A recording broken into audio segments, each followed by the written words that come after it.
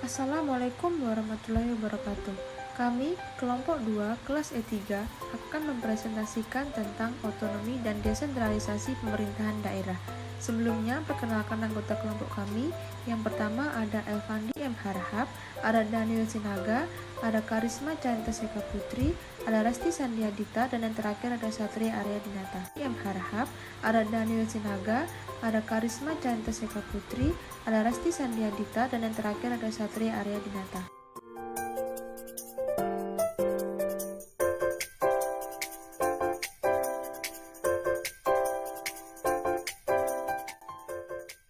Bab 1 Pendahuluan. Latar belakang. Pasca kemerdekaan, pemerintahan Republik Indonesia mengeluarkan Undang-Undang Nomor 1 Tahun 1945 tentang pemerintahan daerah. Dalam kewenangan yang didasarkan pada Undang-Undang Nomor 1 Tahun 1945 tersebut, kepala daerah menjalankan dua fungsi, sebagai kepala daerah otonom dan wakil pemerintah pusat. Sehingga tahun 1946, kebijakan ini telah menjadi tahun pelaksanaan kebijakan desentralisasi pertama setelah kemerdekaan. Dalam perkembangannya, Undang-Undang Nomor 1 Tahun 1945 diganti dengan Undang-Undang Nomor 22 Tahun 1948 yang menekankan pada demokrasi parlementer. Dalam pelaksanaannya, baik Undang-Undang Nomor 1 Tahun 1945 maupun Undang-Undang Nomor 22 Tahun 1948, peran pemerintah pusat masih sangat kuat dan dominan. Bahkan, ketika ada perubahan pemerintahan yang menyebabkan ada perubahan Undang-Undang Nomor 1 Tahun 1957, tahun 1959 melalui penetapan Presiden Nomor 6 Tahun 1959, penekanan desentralisasi beralih kepada kontrol pemerintahan pusat yang kuat terhadap pemerintahan daerah. Begitupun ketika secara signifikan dikeluarkan Undang-Undang Nomor 5 Tahun 1974, peran pemerintah pusat sangat kuat, sehingga keadaan ini menyebabkan timbulnya ketergantungan yang sangat tinggi kepada pemerintah pusat dari pemerintah daerah.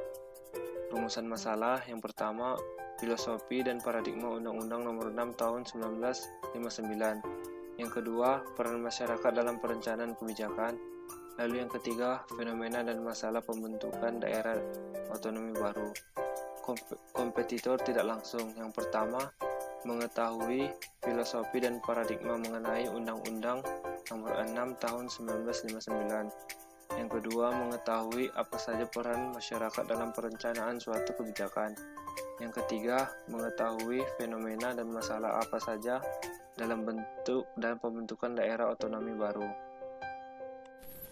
Assalamualaikum warahmatullahi wabarakatuh. Shalom, salam sejahtera bagi kita semua. Izin memperkenalkan diri. Nama Daniel Sinaga, NPP 290099, kelas E3 dari kelompok 2, otonomi dan desentralisasi pemerintahan daerah. Bab 2, pembahasan. A. Paradigma Undang-Undang Nomor 6 Tahun 2009. Undang-Undang Nomor 6 Tahun 1959 tentang penyerahan tugas-tugas pemerintah pusat dalam bidang pemerintahan umum, perbantuan, pegawai negeri sipil dan penyerahan keuangannya kepada pemerintah daerah. Desentralisasi yang ada pada hakikatnya memberikan kewenangan kepada pemerintahan daerah untuk mengatur dan mengurus kepentingan masyarakat sesuai dengan kondisi dan potensi daerahnya. Pemerintahan daerah juga dituntut untuk mampu melaksanakan desentralisasi fiskal dalam rangka melaksanakan pemerintahan dan pelayanan publik di daerahnya. Banyak regulasi yang kemudian tidak dapat diimplementasikan dengan baik, tidak sinkron antara petunjuk dan pelaksanaan, tidak saling melengkapi, tidak operasional, dan tidak mempunyai sanksi hukum secara jelas dalam pelaksanaannya. Dalam perkembangan desentralisasi, peran pemerintah pusat dalam mencampuri anggaran dan pengelolaan keuangan daerah ternyata juga masih sangat besar. Negara Indonesia dalam konteks konstitusi sebenarnya telah mengeluarkan kebijakan yang bertujuan demi peningkatan kesejahteraan maupun pengentasan kemiskinan. B. Peran masyarakat dalam perencanaan kebijakan. Berdasarkan pasal 2 Peraturan Pemerintah Nomor 45 Tahun 2017 tentang partisipasi masyarakat dalam penyelenggaraan pemerintahan daerah, masyarakat berhak memberikan masukan, baik secara lisan maupun tertulis, dalam penyusunan peraturan dan kebijakan daerah. Pada proses pembentukan peraturan daerah, tahap perencanaan, penyusunan, pembahasan, penetapan, dan pengundangan, aspirasi masyarakat tersebut dapat ditampung mulai dari tahap perencanaan dalam penyusunan. Pentingnya partisipasi masyarakat dalam penyusunan peraturan dan kebijakan daerah. Yang pertama, memberikan landasan yang lebih baik untuk pembuatan kebijakan publik. 2. Memastikan adanya implementasi yang lebih efektif karena warga mengetahui dan terlibat dalam pembuatan kebijakan publik. Ketiga, meningkatkan kepercayaan warga kepada eksekutif dan legislatif. 4. Efisiensi sumber daya, sebab dengan keterlibatan masyarakat dalam pembuatan kebijakan publik dan mengetahui kebijakan publik, maka sumber daya yang digunakan dalam sosialisasi kebijakan publik dapat dihemat.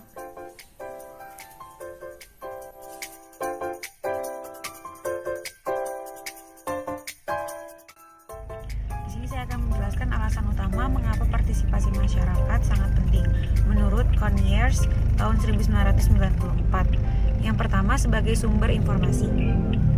Karena masyarakat merupakan sumber informasi utama mengenai kebutuhan dan kondisi mereka yang mereka hadapi sekarang. Yang kedua, membangun kepercayaan. Masyarakat akan lebih mempercayai program kegiatan pembangunan apabila dilibatkan langsung, karena mereka akan lebih mengetahui seluk-beluk program tersebut dan mempunyai rasa kepemilikan atau sense belong terhadap program yang sedang diadakan. Yang ketiga, masyarakat hak-haknya terpenuhi. Mendorong partisipasi akan menimbulkan anggapan bahwa merupakan suatu hak demokrasi apabila masyarakat dilibatkan dalam pembangunan tersebut. Berikutnya contoh studi kasus yang kami pakai di sini tentang Open Government Partnership atau OGP, kerjasama multilateral yang didirikan oleh pemerintah Indonesia, Amerika Serikat, Inggris, Norwegia, Meksiko, Brasil, Afrika Selatan, dan Filipina, di mana OGP melibatkan pemerintah dan masyarakat sipil diantaranya dalam mengembangkan rencana aksi keterbukaan pemerintah sebagai usaha mewujudkan pemerintahan yang terbuka, akuntabel, dan partisipatif. Di lingkungan Indonesia sendiri dikenal dengan Open Government Indonesia atau OGI yang saat ini sudah masuk pada perencanaan aksi edisi ke-6. Seperti pada pasal 354 Undang-Undang Nomor 23 Tahun 2014 tentang Pemerintahan Daerah, pemerintah daerah mendorong partisipasi masyarakat dengan cara yang pertama, keterbukaan informasi yang dapat dilakukan melalui sistem informasi, baik itu media cetak ataupun elektronik. Lalu mendorong peran aktif kelompok dan organisasi masyarakat. Berikutnya, pelembagaan dan mekanisme pengambilan keputusan yang memungkinkan kelompok atau organisasi kemasyarakatan dapat terlibat secara aktif. Kemudian pengambilan keputusan dengan cara melibatkan masyarakat. Yang terakhir, kegiatan lainnya sesuai dengan kebutuhan dan inovasi daerah. Kemudian saya akan menjelaskan tentang fenomena dan masalah pembentukan daerah otonomi baru. Ide tentang pemekaran wilayah merupakan hal yang termasuk baru dalam kehidupan berbangsa dan bernegara Indonesia. Untuk pertama kalinya dalam sejarah, setengah abad lebih usia negara ini, yaitu pada tahun 2000-an, lahir sebuah provinsi baru bernama Banten. Dahulu, wilayah Banten sendiri merupakan pemekaran dari Provinsi Jawa Barat.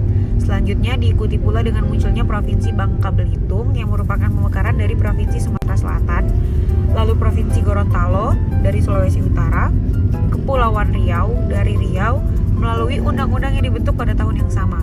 Kemudian disusul pada tahun-tahun berikutnya pemekaran yang terjadi di Provinsi Maluku dan Papua.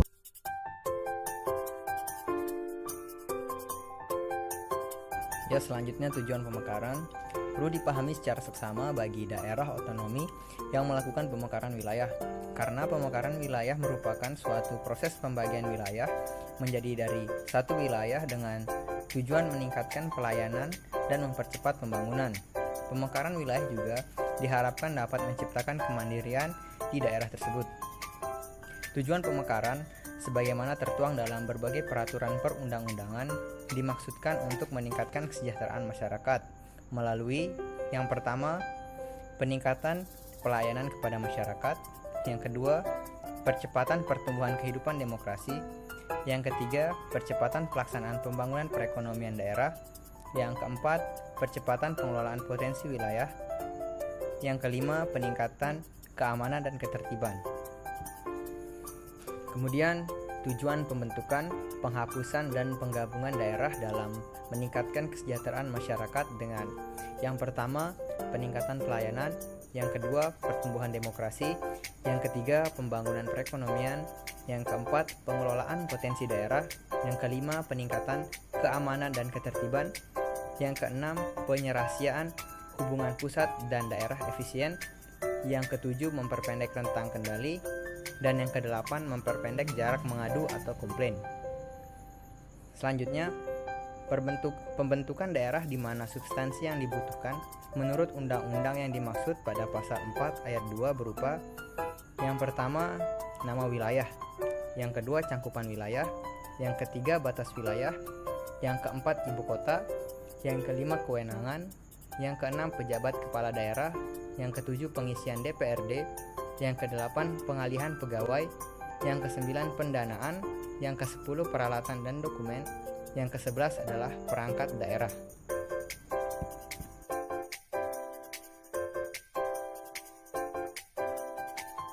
Baik, setelah apa yang rekan-rekan saya telah jelaskan di awal, dapat ditarik kesimpulan dan juga saran.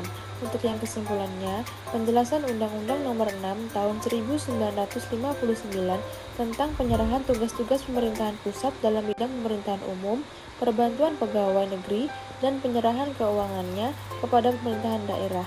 Berdasarkan pasal 2 PP Nomor 45 Tahun 2017 tentang partisipasi masyarakat dalam penyelenggaraan pemerintahan daerah, masyarakat berhak memberikan masukan baik secara lisan maupun tertulis dalam penyusunan peraturan dan kebijakan daerah.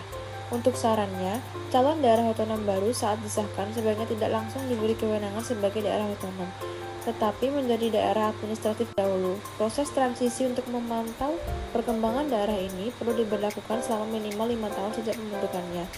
Sekian presentasi dari kelompok kami, kurang lebihnya kami mohon maaf. Wassalamualaikum warahmatullahi wabarakatuh.